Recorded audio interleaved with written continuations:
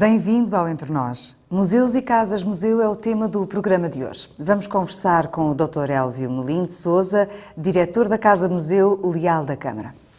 Dr. Elvio Melim, muito obrigada por ter acedido ao nosso convite para estar no nosso programa, para falarmos desta Casa Museu Leal da Câmara. Vamos falar precisamente da história desta casa, qual é a história dela, porque não pertenceu logo a Leal da Câmara, portanto há uma história por detrás deste proprietário.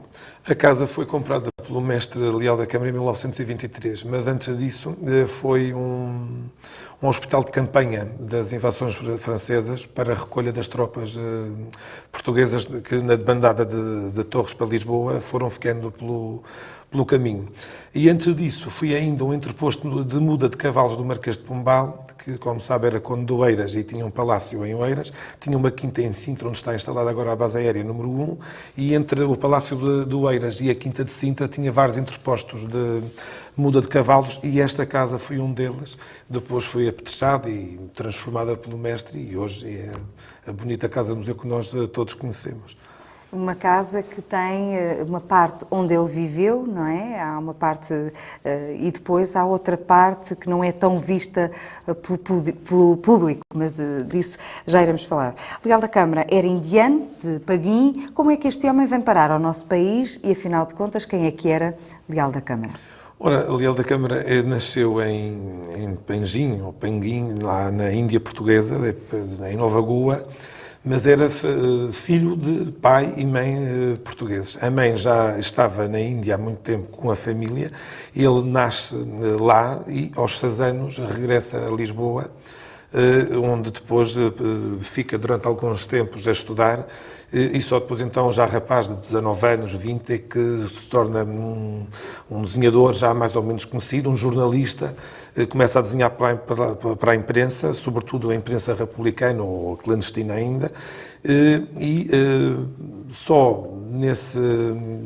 Já era um homem mais ou menos conhecido quando depois resolve dar aulas e fazer caricatura, sofre toda uma série de perseguições, é exilado, primeiro em Espanha, depois... Ele, antes disso, ainda tentou frequentar agronomia, parece-me. Ainda andou no primeiro ano, passou para o segundo ano, mas optou depois pelo jornalismo e acabou por ser um grande jornalista e desenhador, sobretudo, caricaturista dos jornais.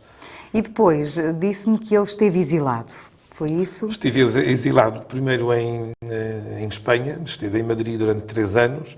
Em 1900 parti para Paris, porque Espanha era muito perto de Portugal e também se vivia numa monarquia, tal como ainda hoje. Ele era um republicano convicto, era um homem de ideias bastante definidas, com uma grande independência e autonomia mental, e Espanha era muito próxima de Lisboa, que ele dizia mesmo pacata e provinciana na altura, e então opta por Paris, a cidade das luzes, capital do mundo culto da altura, uma metrópole europeia verdadeiramente culta, e ele vive ali durante muitos anos e é lá que conhece a internacionalização e a glória artística, dizemos assim.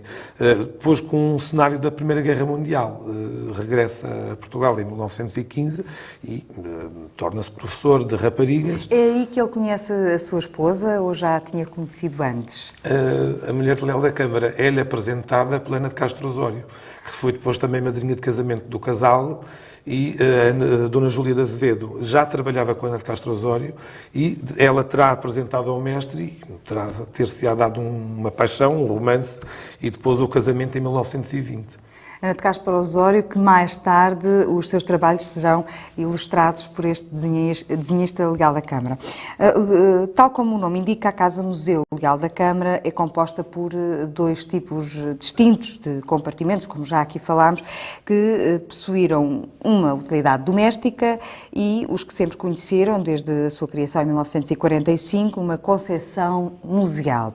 Vamos então ver esta casa, digamos assim. O que é visitável, o que não é? Podemos começar, por exemplo, pela Sala da Lareira. O que é que lá podemos ver? Ora, nós temos 2 tipos de compartimentos, como disse. A Sala da Lareira é logo a sala de entrada, porque ainda há uma parte da residência que está privada, porque ainda está, segundo a escritura de 1965, ainda está no uso de uma antiga empregada da mulher da Leal da Câmara e só podemos ver depois algumas salas sociais ou alguma área social e de exposição.